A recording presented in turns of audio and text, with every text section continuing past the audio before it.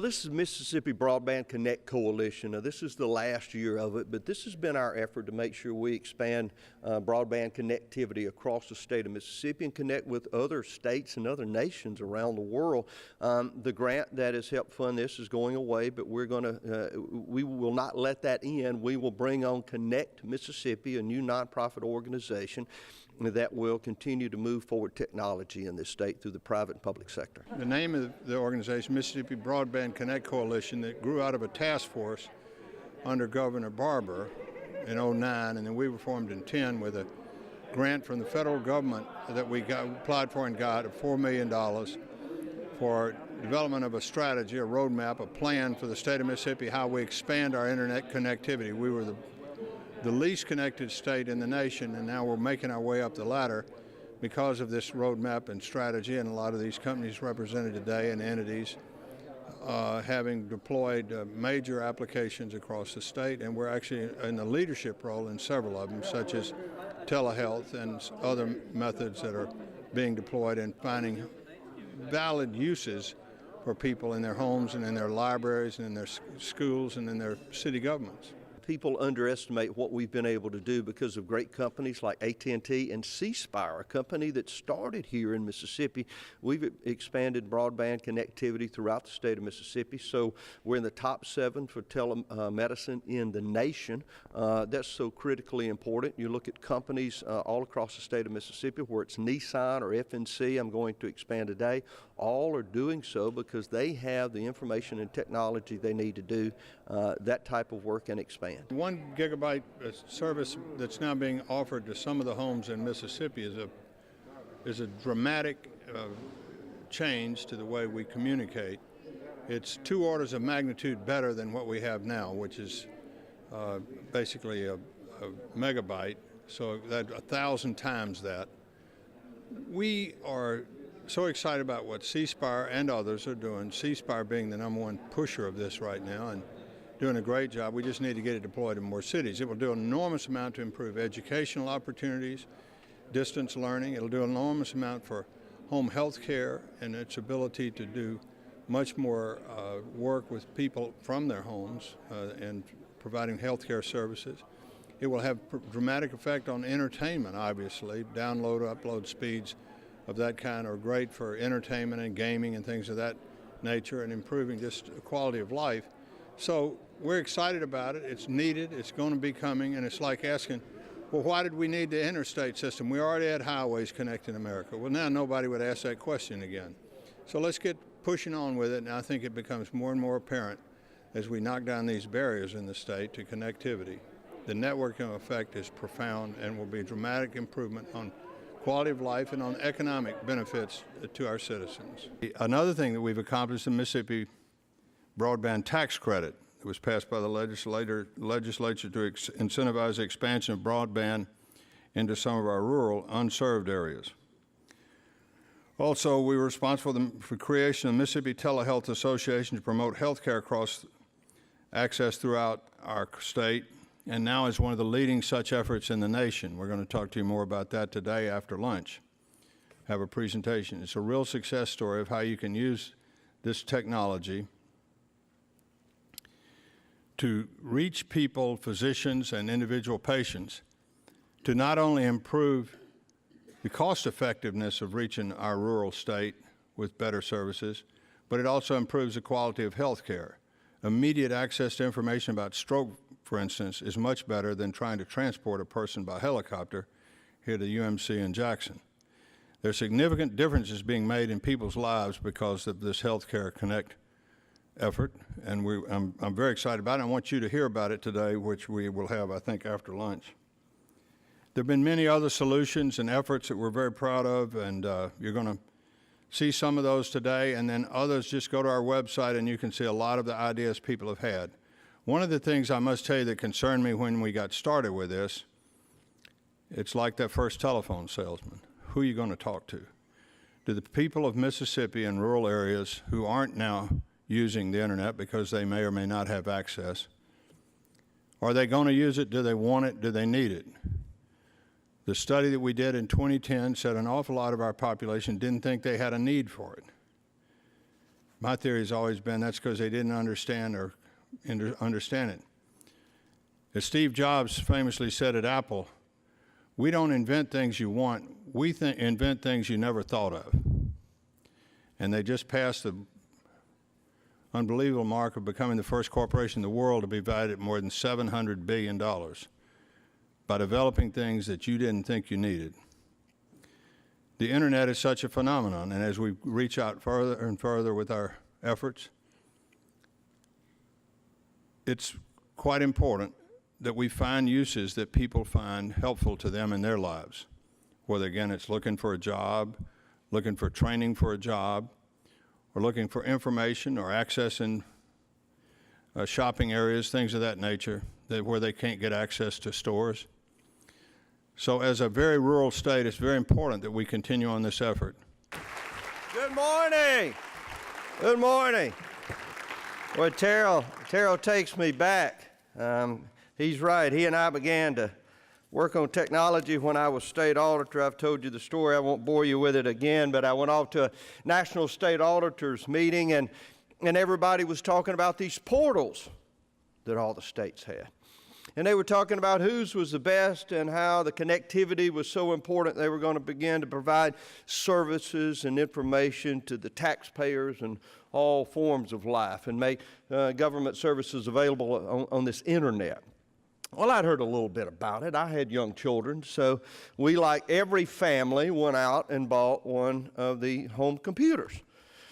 Now, I remember telling my wife it's going to be like a lava lamp, you know, and few years we'll put it in a closet and nobody will play with it anymore.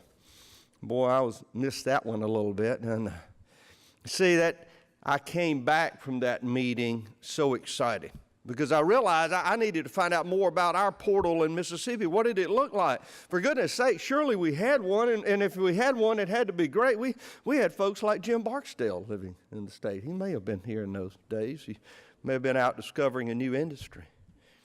But as I got back, I found out we had no portal in Mississippi. Had no access for taxpayers to goods and services that could be provided by the state. So as state auditor, we went to work. It was encouraging at that time to see others in government began to join, and of course the private sector were way ahead of us. There was discussions that one day we'd be able to provide taxpayers the opportunity to pay their taxes, renew their card tag, and even get their hunting and fishing license online. It was at that point I knew it was important that we had that connectivity. If you can get your hunting and fishing license, we're going to pay attention to the internet. Little did I realize what changes in our life it would bring. Now, Deborah and I have a new grandchild. I have to tell you that immediately. And so every now and then we like to get updates on our grandson, and so my daughter will do a little film, a little video of him and send it to us. And so as we're getting dressed in the mornings, we can either go directly live to our grandson and talk to him on this little device, or we can watch videos that my daughter have completed and sent to us. Now that's just a quality of life issue, but what a wonderful quality of life. How much that has changed from what we would have to do just a few short years ago, put the phone next to him. And then we began to realize what it could do for the entire state, for everyone in this great state of Mississippi that so many believe we're far behind. Surely they said, well, we would never have telemedicine in Mississippi. Poor Mississippi, they thought, well, you know, they'll probably be the last ones to adopt it. There's such a rural area, and to try to get to Morehead, Mississippi with someone who has a device that can go in and provide health care to a physician setting at the University Medical Center, well, it would just be impossible. Recently, we were one of 7 states in the United States that received an A for telemedicine. One of 7. That's higher right now than we are in football ratings, I'm sorry to say. Number 7. So as we began to look at what could we do with broadband as we began to expand it into our schools.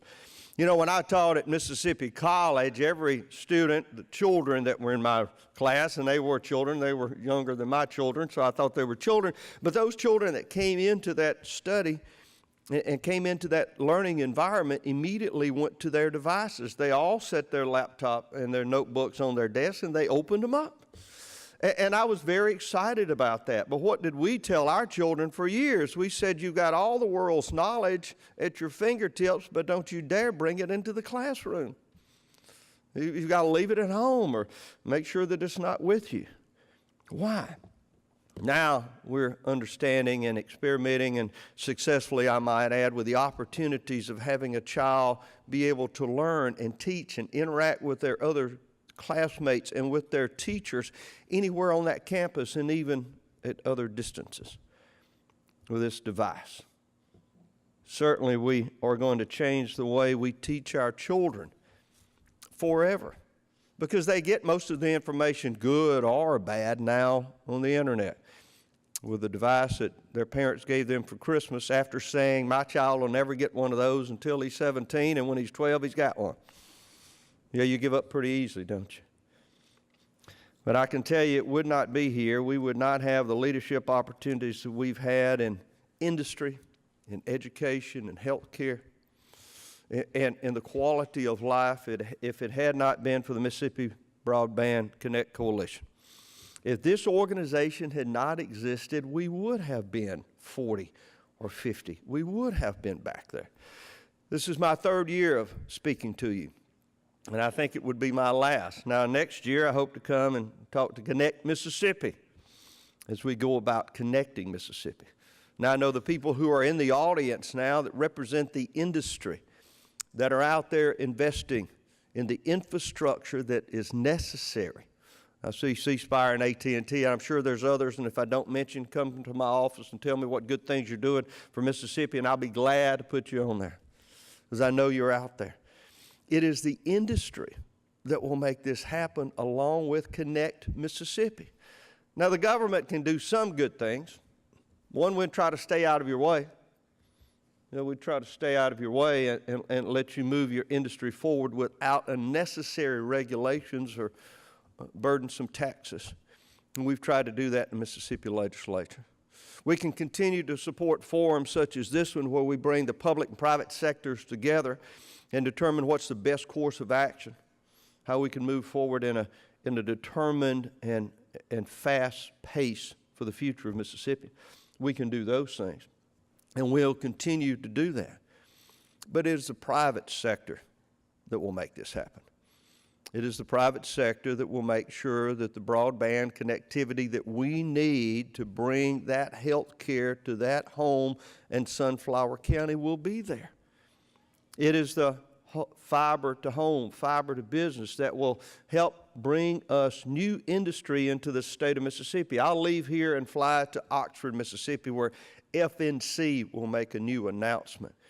They're a software company that do remarkable work with people who are trying to buy houses around the world, so they can make sure that the credit rating that you receive or that you're using to go and borrow that money is sufficient and on time. Now, that business was started by some Mississippians a few years ago, and now we're expanding again in the new district, the new connectivity district that's going to be in Oxford, Mississippi, with FNC there. And they're hiring those students that are coming out of our universities that are now more aware of what this broadband connectivity can do in their lives than any generation ever. My daughter and son were the first generations that grew up with a computer in the home. Now think about that. First ones. Now, I may have been the first generation that grew up with a television in the home. Jim and I were probably in that generation, from the first ones. I remember when my aunt got a color television and we all rushed over there to watch Bonanza. It was the most remarkable thing. We oohed and awed, and we just couldn't believe it.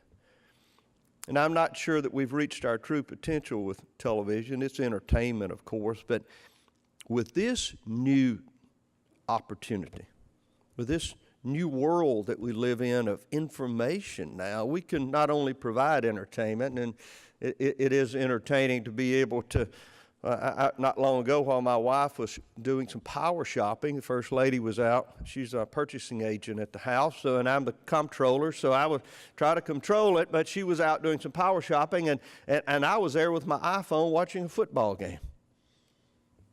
No, there's some benefit to that from an entertainment standpoint. But I was also able to track some of the purchases she was making that was coming to me from the bank. So almost by the time we got home, I would say, what'd you just spend $127 on? But you see, now the information that we desire, companies that are operating because of the information that is necessary for them is at their fingertips and at every desk. And so we're going to grow. We're going to map Mississippi's digital future. Where do we want to be in the next 10 years? Think about how far we've come. Where do we want to be? Well, we obviously want to be in healthcare. We want to be in every classroom. We want to have new industries that are growing. New industries that we only dreamed of. I can tell you, for example, apps are in my world now. It hadn't been there long, but now everyone has to have apps for everything. A couple of them that we have, for example, is our Mississippi Works app. You can download that free. It will show you that we have 33,335 jobs open in Mississippi just now.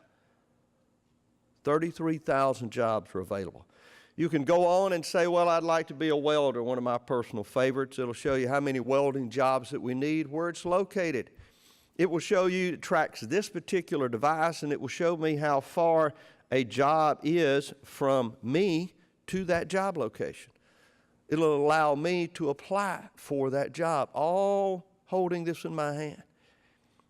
Now, as Jim mentioned earlier, if you have to go to the library or if we have to get one of these in your hand, the new job placement of the future will be this device.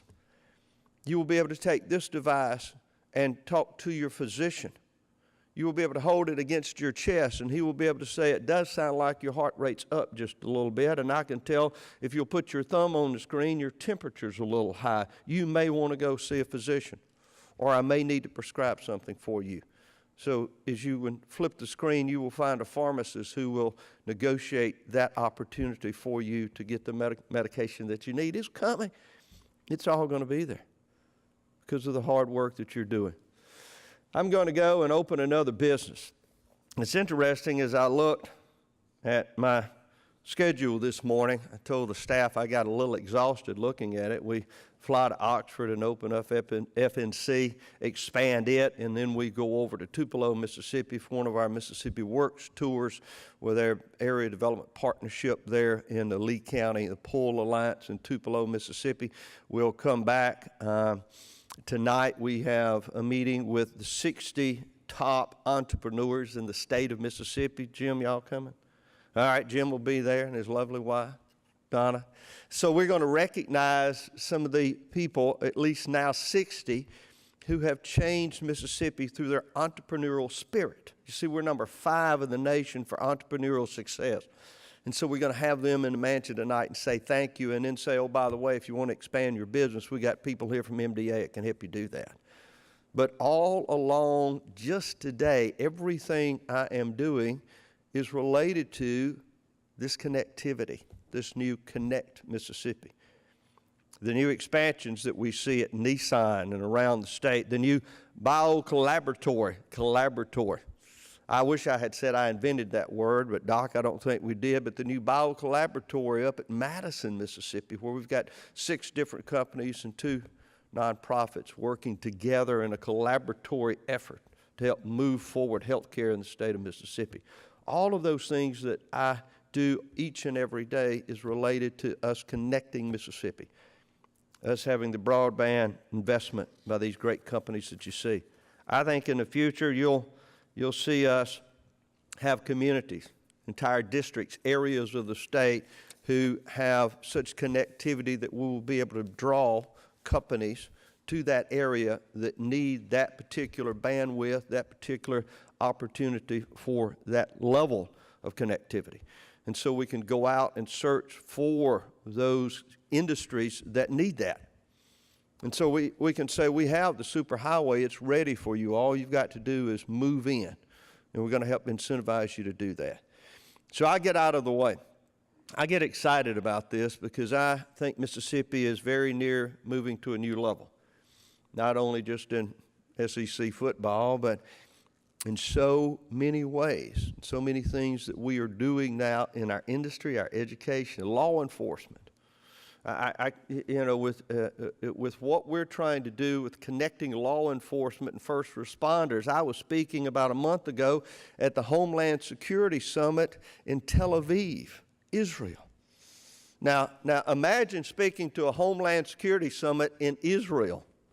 They know a little bit about Homeland Security in Israel, but they wanted to know about our MIS-WIN system and how that is connecting to first responders and law enforcement and military, and how we're able to do that, and how we're able to make sure that we've hardened that system so it will not be destroyed by a man-made or natural disaster that we know of. All of the things that we now accept as a quality of life: safety, healthcare, education, quality of life, entertainment, videos of your grandchildren, all are because of the work that you have done the last 3 years and will continue to do in the future, and we're going to be there with you. Thank you. Let's go to work. My message here today is that technology is at the epicenter of making great things possible. We know through a customized experience that your outcome has a possibility of being better. And what is more fitting in terms of this type of experience than thinking about health and wellness? And so we're here today because we know that without this at the center, that we're going to see the same types of advice, the same types of negative outcomes that we've been seeing. We're fed up with that, and we think technology is the key to solving those issues. Your reaction to the progress that Mississippi has made so far and the potential in the future? I think it's phenomenal. It is meeting a critical need in this community. And so we're coming to people where they are. We're using the technology that's in their hand. We're saying that most of you have mobile devices. Let's use that mobile device as sort of a help medical practitioner, in your hand. So this is what is possible, and this is why I am so excited about being in Mississippi today. The NTIA is here in support of that effort.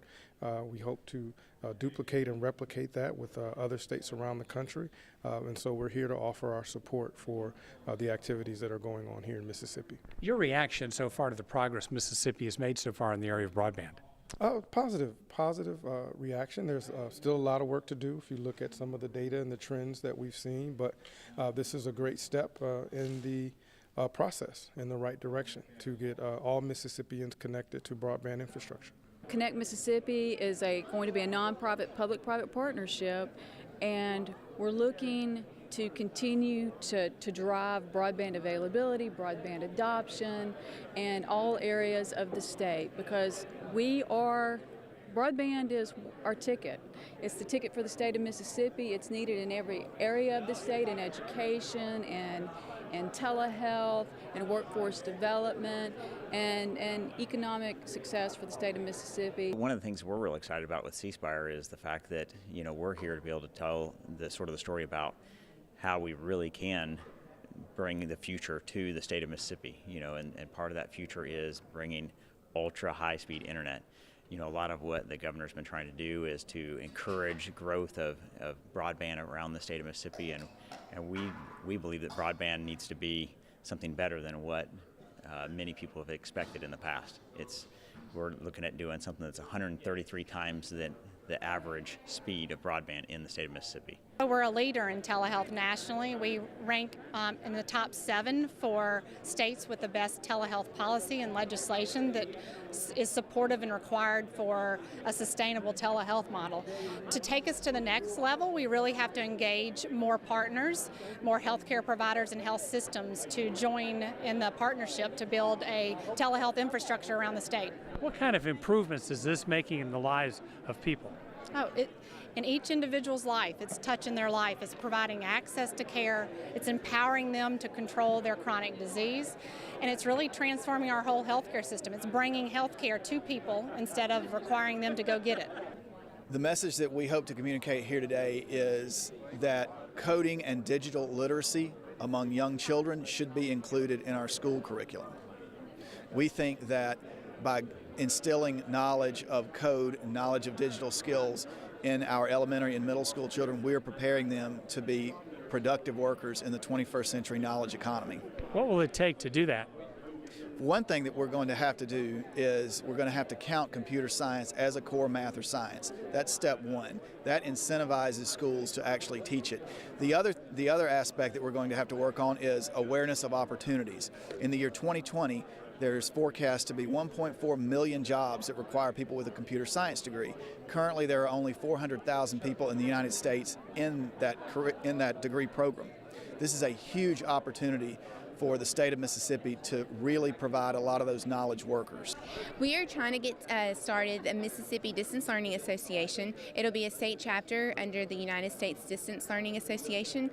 It'll be more than just K-12 through higher education. We're trying to reach out to government agencies, people in the industry, non-government agencies, just whoever uses distance learning throughout their day. You look at companies that are coming in, one of the most demanding workforce training programs we need right now are those that work in the IT industry, particularly for those that can program. And so it takes our universities to a new level of educating children in a workforce training center for IT, for programming, and then putting that workforce to work at bringing industry in, telling industry, we have the advanced workforce training for IT, now you're bringing your company to Mississippi. Your reaction to what you've seen here today? Oh, just very excited. The people that are in that room are a wonderful mix of public and private. I saw supervisors, county supervisors, mayors, and then owners and leaders of companies, the head of AT&T, C Spire, again, I'm sure Verizon's represented there.